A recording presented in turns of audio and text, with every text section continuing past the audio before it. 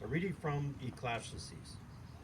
Vanity, vanity of vanities, says the teacher, vanity of vanities.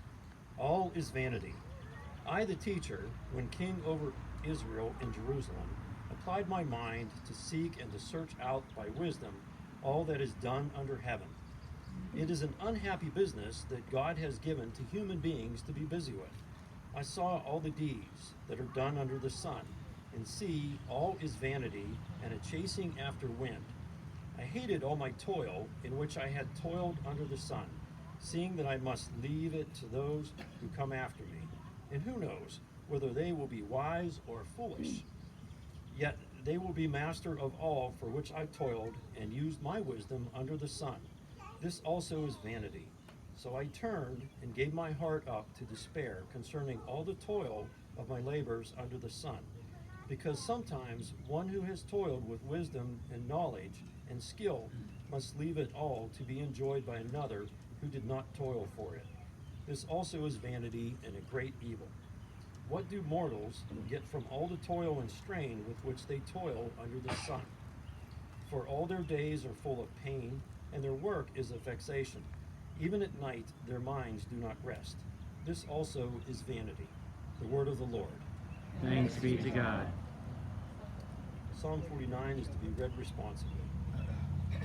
Hear this, all you peoples. Give ear, all you who dwell in the world. You of high degree, low, rich and poor together.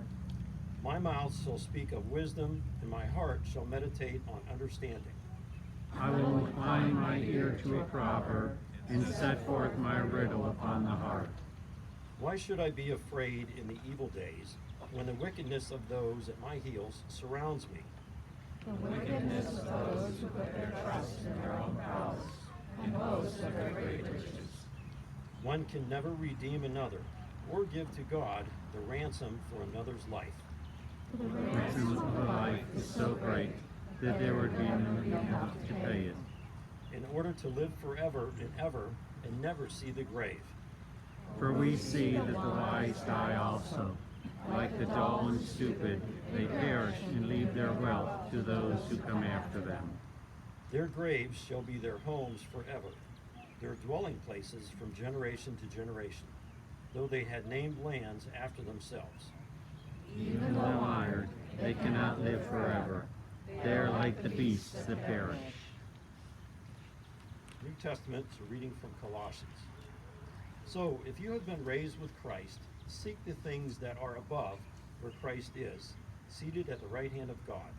Set your minds on things that are above, not on things that are on earth. For you have died, and your life is hidden with Christ in God. When Christ, who is your life, is revealed, then you also will be revealed with him in glory. Put to death, therefore, whatever in you is earthly: fornication, impurity, passion, evil desire, and greed, which is idolatry. On account of these, the wrath of God is coming on those who are disobedient. These are the ways you also once followed, when you were living that life. But now you must get rid of all such things: anger, wrath, malice, slander, and abusive language from your mouth. Do not lie to one another, seeing that you have stripped off the old self with its practices, and have clothed yourself with the new self, which is being renewed in knowledge according to the image of its Creator. In that renewal, there is no longer Greek or Jew, circumcised or uncircumcised, barbarian, Scythian, slave and free, but Christ is all and in all. The word of the Lord. Thanks be to God.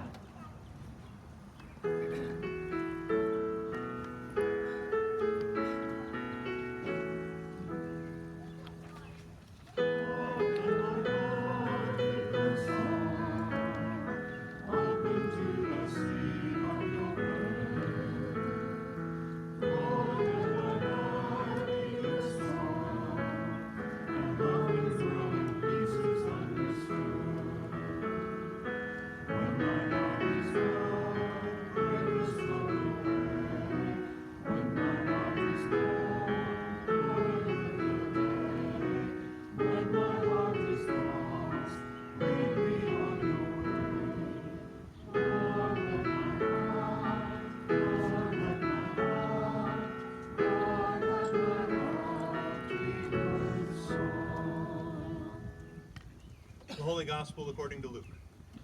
Glory to you, O Lord. Someone in the crowd said to Jesus, "Teacher, tell my brother to divide the family inheritance with me." But Jesus said to him, "Friend, who set me to be a judge or arbiter over you?" And Jesus said to them, "Take care. Be on your guard against all kinds of greed, for one's life does not consist in the abundance of possessions." Then he told them a parable. The land of a rich man produced abundantly, and he thought to himself, "What should I do? For I have no place to store my crops." Then he said, "I will do this. I will pull down my barns and build larger ones. And there I will store all my grain and my goods. And I will say to myself, 'Self, you have ample goods laid up for many years.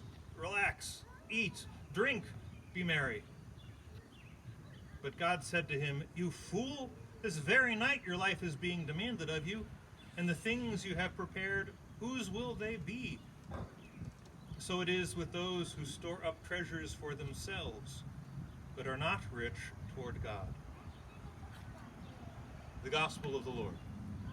Praise to you, O Christ.